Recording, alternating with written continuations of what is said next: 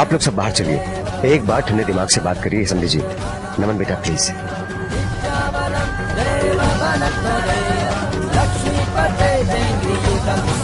आपको अंदाजा भी है आपने क्या किया है?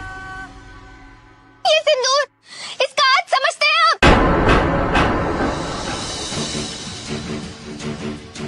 तुम्हारी हिम्मत कैसे हुई इतना बड़ा कदम उठाने की? किस हक और किसे पूछकर तुमने ये किया? एक दोस्त के हक से। मैंने जो भी किया वो एक दोस्त के हक से और एक दोस्त के लिए किया।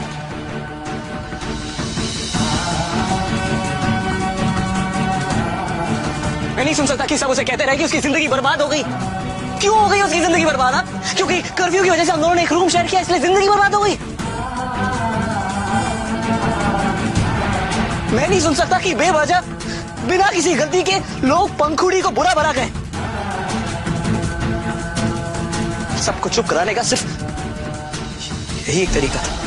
ये आपको अभी भी समझ नहीं आ रहा है कि आपके इस कदम ने हमारे रिश्ते को बदल दिया है।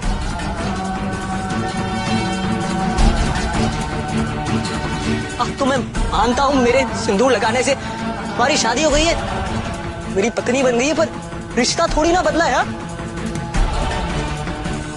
हम दोस्त थे और रहेंगे हमेशा।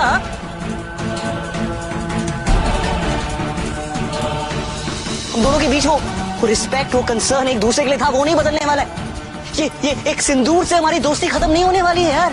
दोस्ती खत्म नहीं होगी आदि, लेकिन ये जो नए रिश्ते की शुरुआत हो गई उसका क्या? ये सिंदूर सिर्फ श्रृंगार के लिए नहीं होता है। कभी किसी की भी मां को छूते ही जन्म जन्म का रिश्ता मान देती है। तुम मैंने इस शादी से इनकार थोड़ी किया है ना। अब ये सब सोच समझ कर थोड़ी किया यार, प्लान करके नहीं किया, बस हो गया ना। जो मुझे लगा मुझे करना चाहिए अपने सबसे अच्छी दोस्त के लिए, मैंने वो कर दिया। शादी हो गई है तो हो गई है ना, उस पे सवाल जवाब करके बेहतर होगा कि हम सिचुएशन से डील करें।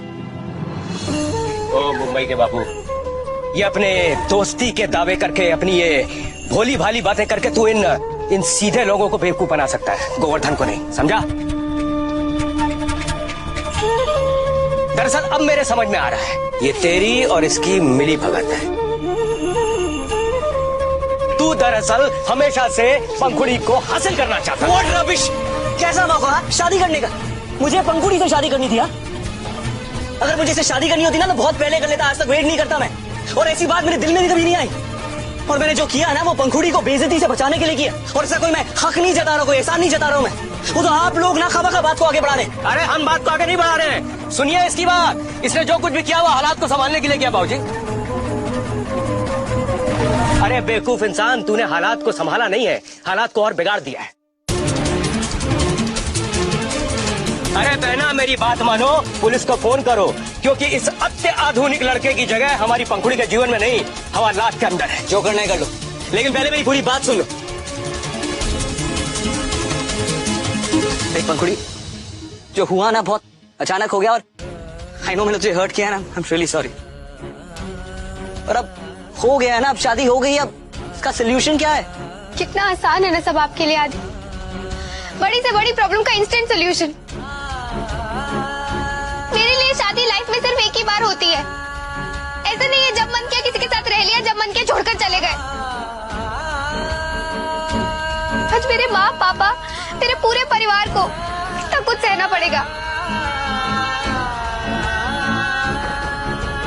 इसके लिए आपको दोष भी नहीं दे सकती, क्योंकि मैं जानती हूँ आपने सब मेरे लिए किया है। आपके इस कदम में कितनी भी सच्चाई हो, लेकिन इससे हमारे परिवार की, हम दोनों की जिंदगी खराब हो चुकी है। अब तो ऐसे बात करी जैसे मैंने कोई गुनाह कर दिया ना। नहीं, आपने तो मेरी लाइफ बना दी। अब बताइए क्या करना है मुझे?